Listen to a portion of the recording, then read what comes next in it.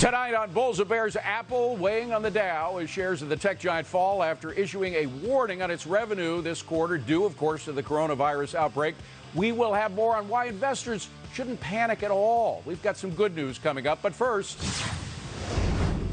former New York City Mayor Michael Bloomberg just qualifying for his first presidential debate in Las Vegas tomorrow night after a new national poll reveals a major shakeup in the 2020 race. This is the billionaire 2020 hopeful laying out a new plan taking aim at investors. Good evening, everybody. I'm David Asman. Thank you for joining us. Joining me in the panel today, Scott Martin, Susan Lee. Good to see Susan again. John Burnett and Zachary Karabell. Well, Michael Bloomberg now in second place for the first time in a new national poll, ensuring that he will be on the debate stage for the first time tomorrow night. All that as he unveils a plan that could actually cut into the profits of the same investors that actually made him super rich, including a 0.1% tax on all financial transactions, a tightening of banking regulations, and the creation of a Justice Department team to, quote, fight corporate crime, end quote. Will any of this be to the left enough for the Bernie base of the Democrat Party? John, what do you think? This is actually outrageous. The thing is that tax increases and more regulation never stimulates an economy. He's doing just the opposite.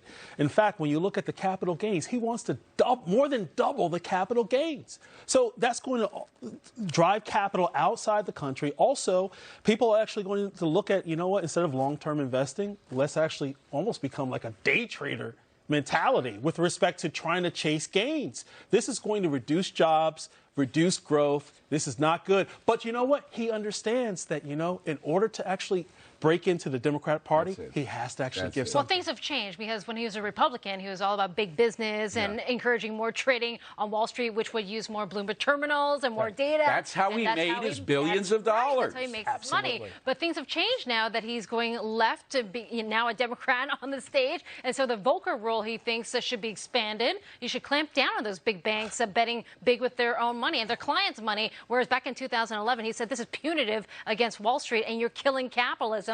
Things have changed. But will the Bernie base of the Democrat Party buy this change in his character? I don't think they will. Look, I mean, absolutely not. The Bernie base is not buying Michael Bloomberg's change at any price, at any cost, with any tax. But, John, at 0.01% transaction tax on financial trades is not a job killer. I mean, it's a lovely hyperbolic statement, but it really, I mean, most of the hedge funds and high frequency traders and people who do this stuff. I mean, look, if I had to pay 0.1% extra on whatever trades I was doing, that would be less than what Schwab was charging as a commission before they went to zero commissions a few weeks, and people were doing plenty of trades on that. So the fact is, you know what's going to kill economic growth is trillions upon trillions of dollars of deficit, which is one of the reasons why we have sub 2% or 2% economic growth. So Gary, a little bit of Gary, you cannot say that doubling. I mean, Zach, I'm so used to arguing with Gary. I know. The thing is that you cannot say that doubling the capital gains tax is not going to have an impact. That's ludicrous. And also, guys, I'm going to throw in this, too. All these bad taxes start somewhere. They start at 0.01%,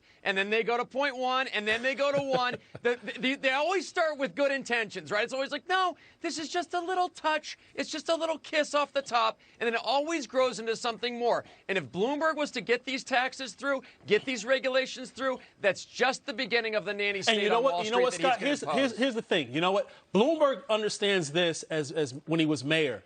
If those Wall Street bonuses aren't paid out, then the New York City and New York State budget is crippled, right? The thing is that they need these bonuses to be paid out. Why? Because bonuses are taxed at nearly 50%.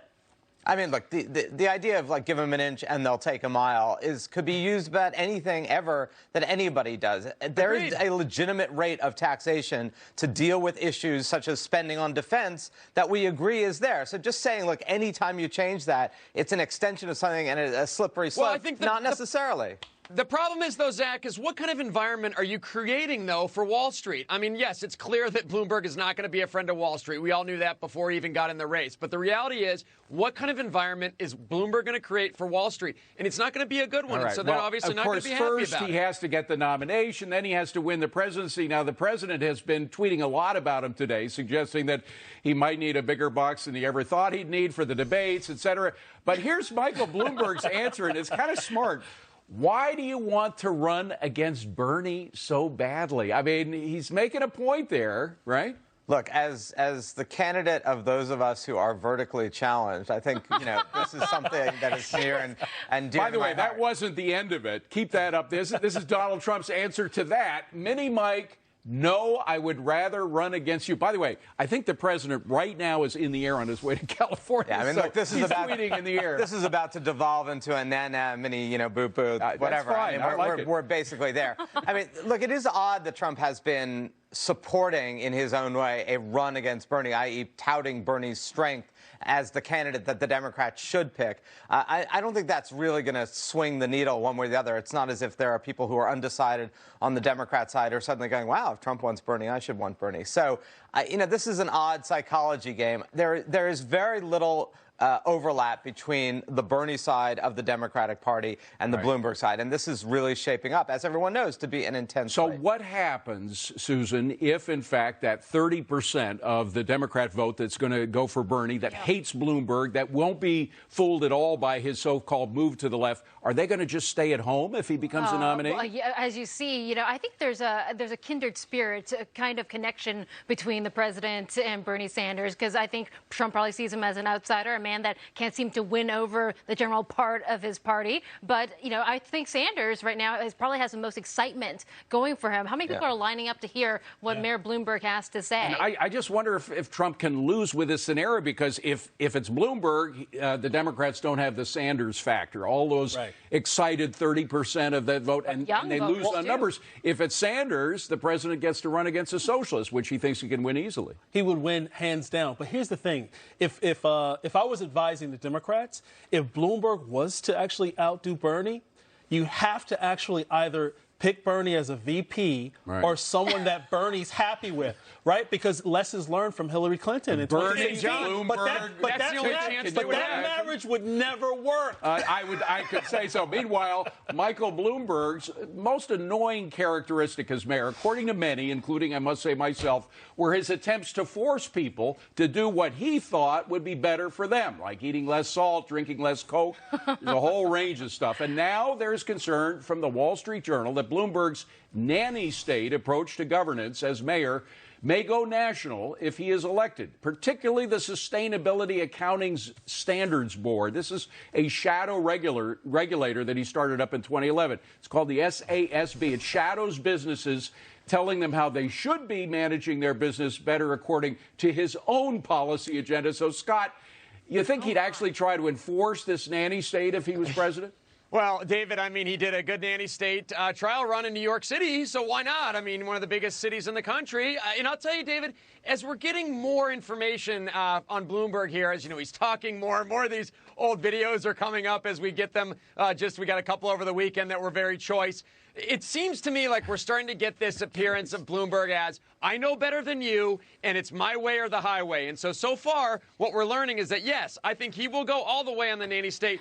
New York City was a microcosm as to what he's going to do to the whole country. Quick. All right, first of all, I used to think Bulls and Bears was B&B, but now it's Bernie Bloomberg, so that's all out the window. On the nanny state thing, look, this is the conversation that is out of sync, meaning most of corporate America, which is responsible for trillions of dollars of our collective output, has embraced a series of sustainability initiatives because they believe to be good for business and good for the environment. They are doing that without the Sustainability Accounting Board. They are doing it because they believe to be good at business. So let them keep doing it. No, but by the way, we're going long here, but I just got to say, this is the one you heard about, Larry Fink from BlackRock. This is the board that he was using as kind of his model for the way corporations go. So it is being used. We got to move on. Apple dragging on the Dow today as the coronavirus fears continue to hit the market.